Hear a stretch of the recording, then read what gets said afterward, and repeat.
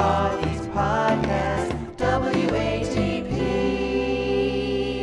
We'll be reviewing a show called the Man Enough Podcast.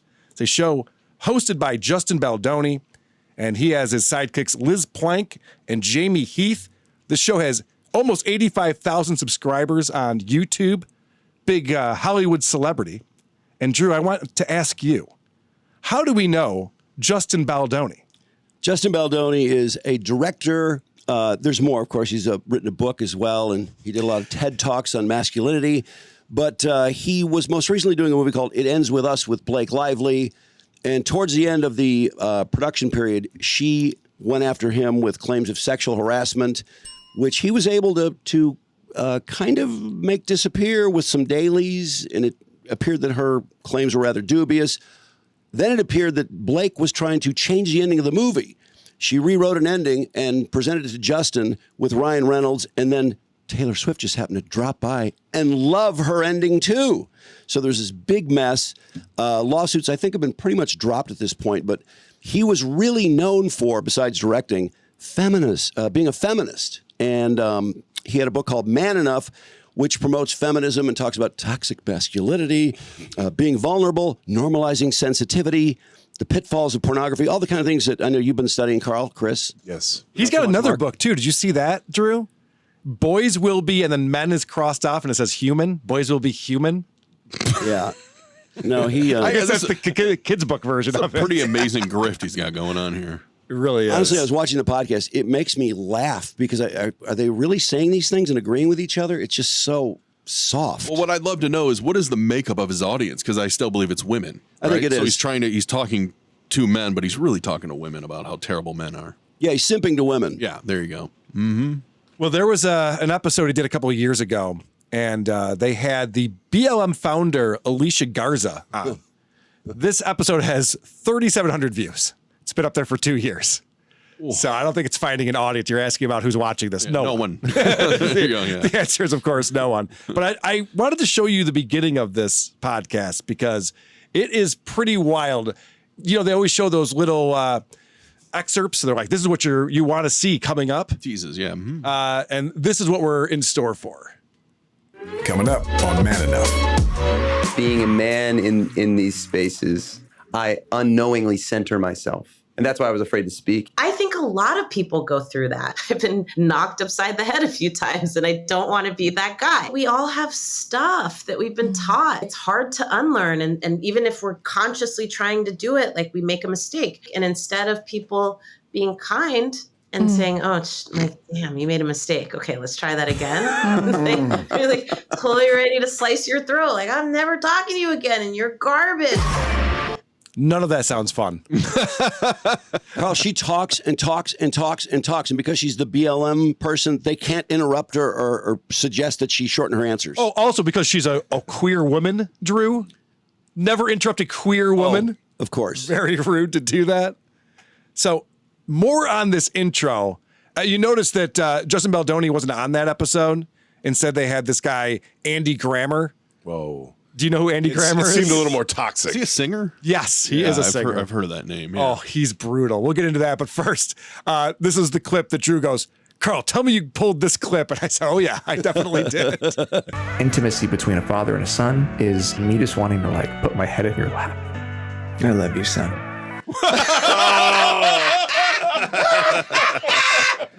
Oh, my God. There's a word for that. It's called incest. It's not great. That's gross. How can he live with himself?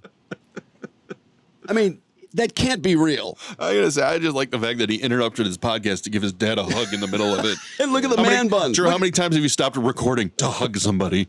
What a weird concept. But this is in the I think intro. you guys should get up and hug right now. Mark, they play this every episode. This was like a highlight. Every episode? Yeah, this is in Yes. the intro of this. Well, if that's an example of what the show's about, yeah, you're not going to get anybody to watch. That's It was a hilariously seminal bad. moment. A seminal moment, yeah. Wow. Here's some more of the intro. You haven't called me benevolent sexist, but my experience is women are better. Even if it's a positive, it's still not equality. I don't blame men for that. I just blame the system. This is Man enough. Okay. We'll get back to that episode. Wait, did he say women are better? And she's like, that's not enough. Yeah, that's what I heard. What the fuck? It's not your fault. You're dumb men. Like, okay, yeah, well, thanks for letting us off the hook on that one. That's not equal. Yeah, right. Yes, men always lose on this show. That's why women love it, I guess. Well, one of the reasons why we tuned into this podcast is because they had a guest on, and it's a woman that we've covered many times on Who Are These Podcasts. It's someone that I'm fascinated by. And that would be Tori Dunlap, the financial feminist. She has a grift going that is unbelievable. And so she's a guest on the show. And this is the first question asked. By the way, this is the first question they ask every guest that they have on the show. When was the last time that you haven't felt enough? Oh, I don't know why. I knew I was going to cry today. I didn't know I was going to cry this soon. To be honest with you, I think it's been a really long time, because if there's one thing I've ever known, it's that I'm enough. Wow. She's plenty. Yeah, she is. Was she crying? No. And why would she be crying? Because she's just like, no, I'm good. So why would she even tear up over She's that? enough. How does she understand the question? I have no idea what that means. Drew, if someone asked me when was the last time you didn't feel enough, I'd answer the last time I used a condom. Yeah, I would like to feel more, please. Yes, I'm not feeling enough with this. I'd say, what the fuck are you talking about? And then, of course, like she gets right into therapy after that and talks about, oh, well, you know, when I go to see my therapist, I'm like, well, we don't have to cover this stuff because my self-esteem's great. I'm like, okay. Oh my God. Good for you. This show, by the way, I assume is like, if you don't have a drug problem, this is the way you're supposed to live your life. So I'm going drug problem all the way. It seems way more fun. Yes. Way more fun. Yeah, it seems very boring. So I couldn't live like, no who could live like this. This is insane. Tori explains there's only two ways to approach someone you wish to be like. If you look at somebody existing how you potentially want to exist, but you're not there yet, you either have an opportunity to go, wow, this person's going to challenge me to be better. Or you go, oh, I hate this person. I hate what they stand for. I hate that they're doing this, because it feels like a mirror to yourself. Yeah. Yeah. Everyone agrees with every insane thing that's said on this show. It kind of sounded like the one co-host, Liz. Liz was just like, That's what I heard. I don't know about all that. Like what she's describing is jealousy. There's a word for Envy, this. yeah. It's like this is not a new concept that Tori's coming up with for us. So I don't know. The nonsense that they speak on the show, It's psychobabble. You never It's learn anything. all fake, like babbling, like keywords they've picked up on. Isn't it like Meghan Markle on Yeah, steroids? 100%. Yeah. Well, to that point, Mark, so there's this long question with all these buzzwords, and it's just nonsense. And so I'm going to get to the end of that. And will you translate it? No, I'm going to Okay. skip by all that and show you the end of that question and then Tori's answer, which is great. How do you maintain that self-worth when so many things are going against that? What a beautiful question. There's a difference between, I think, the way you view yourself and your own internal work versus what society is telling you, right? By society standards, Liz and I are worthless, right? Like by society standards, and we're white women. So if we're doing hierarchy by society, right? I think that's a really good question, because you're exactly right. I think women, people of color, any disabled people, LGBTQ, you're being told constantly by society that you are not enough, or that you can't have rights to your own body, or you can't have the right to love who you want to love, or you can't have health care, right? I don't know. I don't know how you... I would love for her to repeat the question back. Yeah. Because I don't think she knows what that question was. He's basically saying, when you feel bad, what do you do to make yourself feel better, right? Yeah. Whoever says women are not enough? I don't hear anyone saying this. I hear the go girl nonstop. Nobody solidifies the social hierarchy more than the people that keep repeating Fat what it broads. is. Yeah. When I signed up for my health insurance, there was a question of if I was gay or not. And if I check yes, they're like, oh, never mind. Can't have health insurance. I don't know what they're talking about. This is the grift that she does. She has to pretend society is backwards, and she doesn't want to fix it. Fixing it would fuck up her whole livelihood. Yeah, she needs a conflict. Yes, she needs this. And it's so easy to just blame society, because like, what does that mean? Oh, the construct? Yeah. What do you mean by that? Interesting to note that that's another instance where someone didn't automatically agree when she says, Liz and I are worthless. And Liz is like, Great point. She looked shocked by that comment. Like, fuck you, I'm worth more than you. Isn't it kind of strange, though, to hear all the women who say that, oh, even white women are treated so badly, we're just not enough. We keep being told that. And it's always someone who's a multi-millionaire superstar with, a giant platform. Sure, it's funny you said it, because I was just thinking, I would love to see a homeless white guy on the show who's just broke. Yeah. And talk about the social constructs with these idiots. Yeah, how would they deal with that? That would overwhelm them, I'm sure. Well, they'd blame society for him for whatever the reason. It wouldn't be his fault. Yeah. Well, that would fuck that up, though, Mark, because then it'd be like, well, how does a white guy not succeed in a society that's built for white guys to succeed in? Then they'd be like, oh, shit, does not compute, does not compute. Yeah, because he would have been more than enough, and yet he didn't make it. He's a huge failure. Well, then they get into, and there's a lot of nonsense in this episode. Producer Chris watched the whole thing. I'm sorry. He can tell you about it. But then they get into dating. You know, how tough it is to be dating when you're a feminist and you're doing all the stuff that you're doing. You're a go-girl. And I think this is actually a pretty honest answer. So what's it like dating, ladies, for the two married men here? What's it like dating today, being two very successful, powerful women? A garbage fire. Thank you. End of question. There'd be a dumpster fire. What's it like dating when you're fat and unattractive? That's what I was going to say. Yeah. It's hot garbage, dumpster fire. Yes. Notice she answered first, not the more attractive one. Right. Yeah. I can actually be successful and being an attractive girl. I can get any guy I want. Oh, really? You can? Oh, shit. Maybe I should lose some LBs. Yeah. That would actually help you out a ton. By garbage fire, I mean fun. Is that a trope now that guys don't want to be with a woman who makes a lot of money? Yeah, I've heard that a lot. Like, oh, guys are intimidated. No, they can't handle it. Most guys I know would be like, yeah, you want to go earn money? Great. That's twice as much or Can more. I have some? Yeah, exactly. I have a buddy who's dated so many losers. He's just like, I just want a girl with a job. There you go. I just want a girl who's not in $50,000 or more of debt. It'd be amazing. I don't know. I just hate that when people say that guys just are intimidated by a woman who makes a lot of money. It's like, no, not the guys I know. But again, Mark, I think it's like you have to be a victim even when you're successful. You're still a victim. Yeah, good point. Well, that's society's fault. Right, I agree. This is an odd observation that Tori makes. And if a man is photographed on a golf course in a Rolex, it's like, cool, you must be doing well for yourself.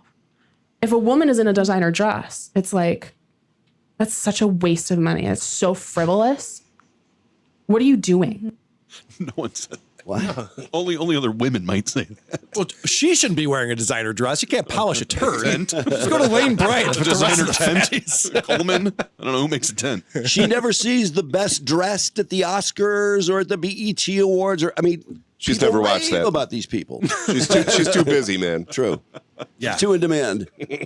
None of it makes any sense. So at the end, of course, they're talking about their purpose. And there is, as producer Chris put it in the email he sent me, instead of ball washing, this is some clit washing. Oh, douching. We're about to see. What I always say to the guests is that you are enough. But you already know that. So I don't have to. It's really nice to hear, though. So thank you. You are more than enough. May we all have the enoughness that you have. Thank you. The world would heal like that. And thank you for using your enoughness to make other people feel like they're enough. This is what I was put on stage to do. Enough is enough. Is this a drinking game? Yeah, it's like Superchurch with the meow thing. Like, how many times can we say enough before they call us out on our I bullshit? think your enoughness is enough. All right. Enoughness. These people are so fucked up. They're supposed to be fixing us, and they're so fucked up. They're all in therapy. How can they be fucked up? True. I'm glad you found this show. I think we have to explore this on your show. There are some other episodes, Carl, that are absolutely nuts. All right. Let's learn more about this guy, Andy Grammer, who's filling in for Justin on this episode with the BLM woman. He got real emotional recently because he was watching women play sports. And we were watching highlights of the women's team. and they're so awesome. They're and so cool. incredible. And I just sat there and I just cried. Straight up, I was not prepared What, do you for have the money on the emotion game? that I was going to feel because I remember having so many conversations with my mother about sports. That is ludicrous. He must have had a losing bet or something. That's the only reason to cry over a woman's game. Are we sure this isn't a comedy? I'm not sure. If this is a comedy, these guys are like Zach Galifianakis level, like straight. Yeah. Because I would bust off what we're doing right now. There's no way to keep it together. Kaufman-esque. Yes. God. All right. I'd love to You know could what. reclassify it as a comedy and probably get 200,000 more subscribers. Well, we could just put a laugh track in like you just did, Chris. What was that sitcom where they took the laugh track out and you realized how bland and ridiculous it was? It was that nerd show. Oh God, I don't know. Yeah, whatever. Family Matters. Sure. All right. So again, this is the question they always ask everyone who comes on. First question. Would you mind answering a question for us as we jump I in? would love to. Tell us, if you don't mind, when's the last time that you did not feel enough? Oh my God. Oh, no, wrong person to ask this. I'm telling you. It's so ridiculous. So, of course, they always have to label themselves. Everything is about labels because labels is how you decide whether society is wronging you or not. And so let's find out what her labels are. As a Black woman who's queer, who, got some great idea to start some organization from scratch. Like, what was I thinking? About making money? Nice humble brag. Yeah, she's Black, she's queer, and very humble. Yeah. The trifecta. Do you suppose the show will do an update on what happened to BLM's money? Yeah, by the way, this is right before it came out. I think the New York Post broke the story that she has a $6 million house that was purchased by someone else and then was transferred to a Delaware LLC in order to hide the fact that she bought this house that has a pool. It has enough parking for 20 cars. It's got over 6 bedrooms and baths. I know it was one of the founders' brothers was hired as a security guard for like $250,000 a year. And of course, he'd never worked in security before, but whatever. Yeah. All right, so now it's Andy's turn to do some ball washing because this amazing person came up with a hashtag and it became a multimillionaire from it. So let's ball wash a little bit. I was going to say, I just want to tell you, so I'm a musician and I have songs that go out on the radio and all over the world and stuff. And then I'll have people come up to me and be like, oh my God, I just need you to know that I was going through this thing and your song came on at a certain time and it really helped me and saved me. So I've been on the receiving end of it and I want in the best possible, sweetest, authentic way to tell you that what you've created has had an immense change in me. So thank you, my God, thank you. Liar. What a way to ask a question. By the way, I just want you to know that I'm also famous. So anyway, when I'm not signing autographs, I'm really impressed by your hashtag. What an asshole. When I'm not changing lives with my music. So everyone on this show is very humble. We're getting that sense right now. So someone starting BLM got him through his mother's illness or whatever. Really? Yeah, Drew, you can't connect those dots? What's wrong with you? I think I'd ask a follow-up. But there's no answer. No, of course not. They just go, oh, yeah, I'm glad I changed your life and made it better. And then this is just white guilt personified here from our buddy. One of the things that shifted, this idea that when the Black Lives Matter movement, started happening, it really forced me to go oh, I want to get involved. I love everything this is about.